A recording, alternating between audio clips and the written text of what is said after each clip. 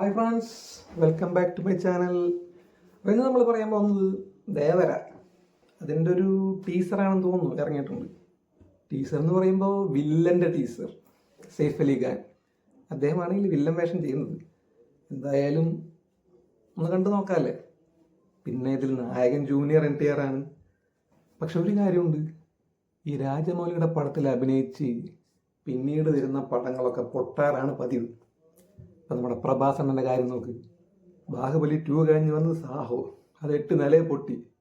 പിന്നെ രാംചരൺ പുള്ളിക്കാരൻ RRRന് ശേഷം ആചാര്യ, അങ്ങനെ ഒരു പടമായിട്ട് വന്ന് അതും പൊട്ടി.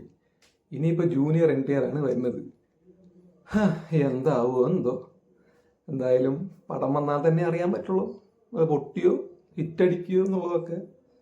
അപ്പം എന്തായാലും നമുക്ക് ടീസർ ഒന്ന് കണ്ടിട്ട് വരാം.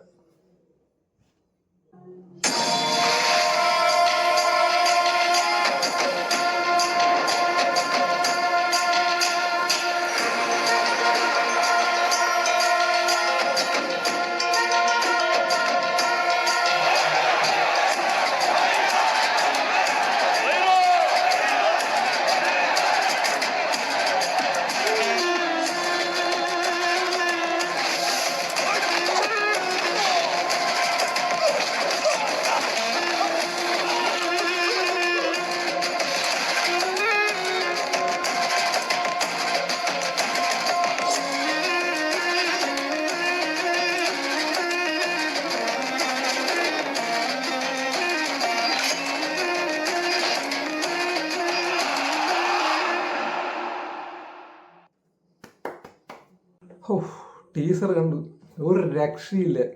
അനിരുദ്ധ് BGM, പിന്നെ സെയ്ഫ് അലി ഖാൻ്റെ ഒരു സ്ക്രീൻ പ്രസൻസ്, രണ്ടും കൂടി പൊളിച്ചടുക്കി. ഏതായാലും ജൂനിയർ NTR ഒത്ത വില്ലൻ തന്നെയാണ്. അതുകൊണ്ട് തന്നെ ഒരു മാസ് എൻ്റർടൈനർ തന്നെയായിരിക്കും പടം. സെപ്റ്റംബർ 27 പടം റിലീസ്.